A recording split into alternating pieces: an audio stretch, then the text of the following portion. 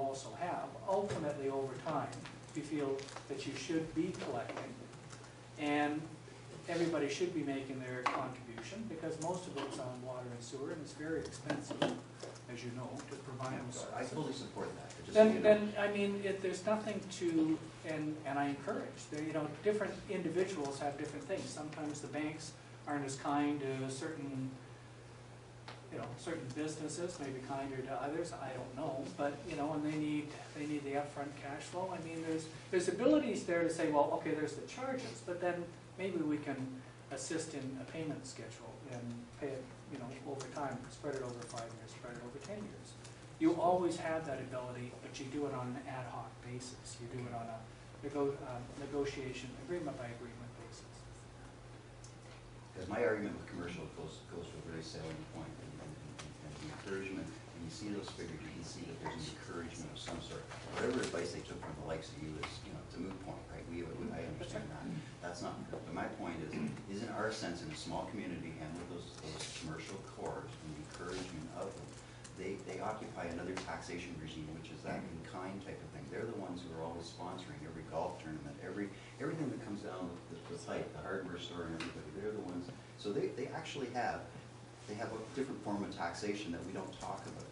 And the cost of business is the cost of business. I just wondered, but we make the decision one way or the other. I knew where you were going to come from. I really wasn't worried about where you. And we had that discussion. What I did was provide you with the ability to make those adjustments without having e-back, so that you can test the waters, you can test the you know, the economy and stuff. Because I mean, you're closest to the people. I'm an advisor, and I see a lot across the province, but I can never be as knowledgeable about your community as you. And that's where I can take it to a certain level, and then you have to. You give us the tools. Receive the input and then make a decision. And one of the things we talked about was providing you the flexibility so that if you see the change in things, it'd be fairly easy for you to change the decision upward, downward, sideways, whatever you think is appropriate. That's what's in the bylaw, is the flexibility. That's what's in the bylaw right now. We can exempt or reduce. Thank you. Got the mayor to add. Yeah, I'm just going to go just bounce off of Councillor Russell's points, and I just looking at this slide and the subsequent one on industrial. It was actually my recollection that we were going to encourage that to be dropped back to 33%, and In the core area?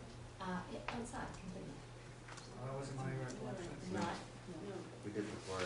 I know We before dropped that it. was We 25, and then we did not We have dropped, recollection. we dropped the industrial to 50% of the commercial institutional.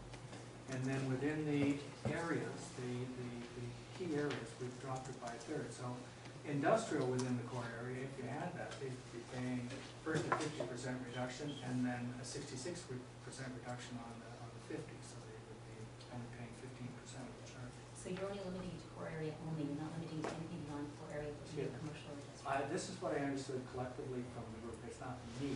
What I interpreted from what you advised me to do was to reduce 50% the industrial and then reduce within the core areas down to 1/3.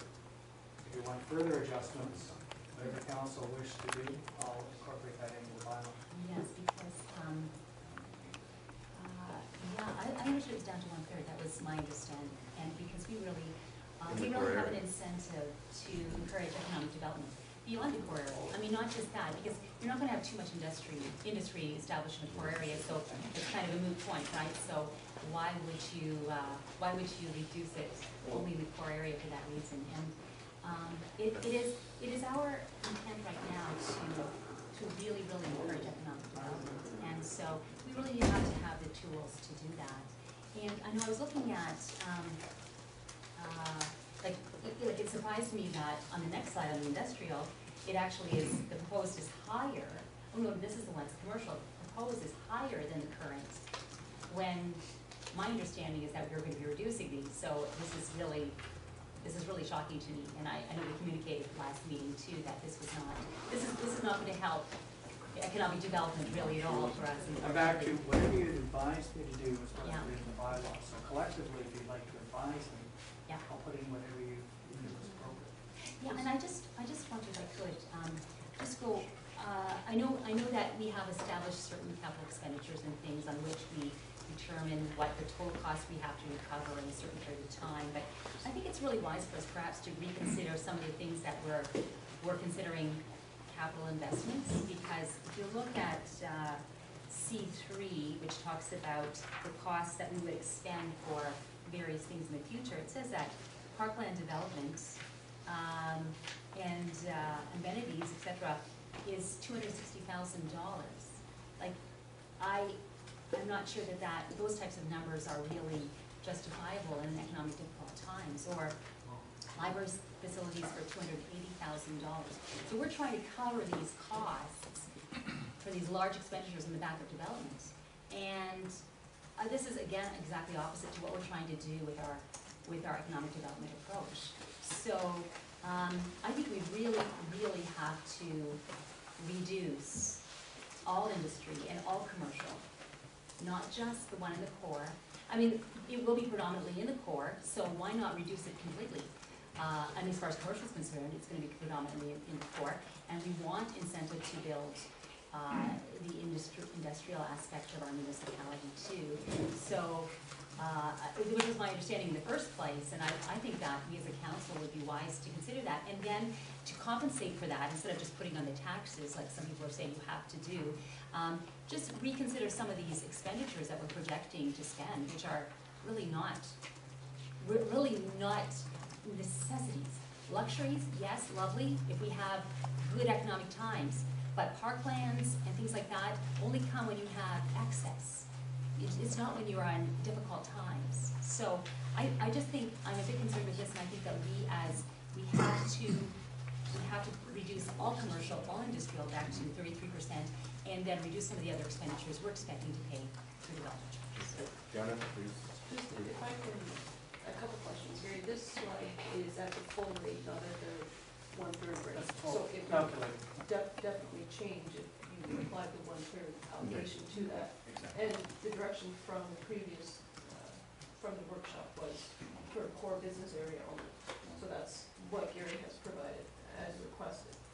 This study is basically built on previous study, previous decisions, and information that staff have provided. This information has been in here for quite some time. The numbers have been there. Council's had the opportunity to look at it since November and to decide or approve, disapprove of the capital costs that are incorporated into it. And Gary's not making the recommendation. He's providing the information to council, but you have to convince if you want. Yeah, I'm speaking to council. Yes, I am.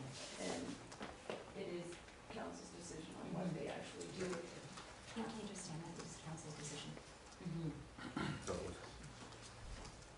And it's not a short-term plan. no. Councilor Underwood. Yeah, I just did that economic task force, and one of the things that came out that wasn't in the report, but as all the discussions we flew all over the place, was basically being able to achieve a balance. And that's what we're trying to do here, is achieve a balance that doesn't break the backs of one group or another. But it seems to me, one example, for instance, okay, downtown core of Forest, a couple of years ago, there was a room for rent all the way down there. If you go down there now, there's nowhere left to rent. It's something that's starting to happen. And we want to continue that build as businesses are starting to come back in and starting to rent space and all the rest. I would like to have commercial development to come in a little bit more as well. When it comes to our industrial base, we are quite light.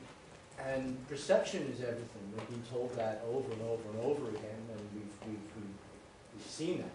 So when our closest neighbors, I don't agree with going to zero. I think that's insane. But if the perception is to be able to lower down our industrial and our commercial rates so that they look like we really are using the tool of development charges for the betterment. Residential charges, for the most part, I think they're fairly set in this because we have to be able to recoup we have to be able to and we're not getting what we're spending as it is. But if we want to use it as a tool to be able to stimulate something, I think this might be one of the few tools that we have as a council. I would like to, if possible, lower down the commercial and the industrial rates to a reasonable level which this council decides upon. We have did that for the core areas. Yeah.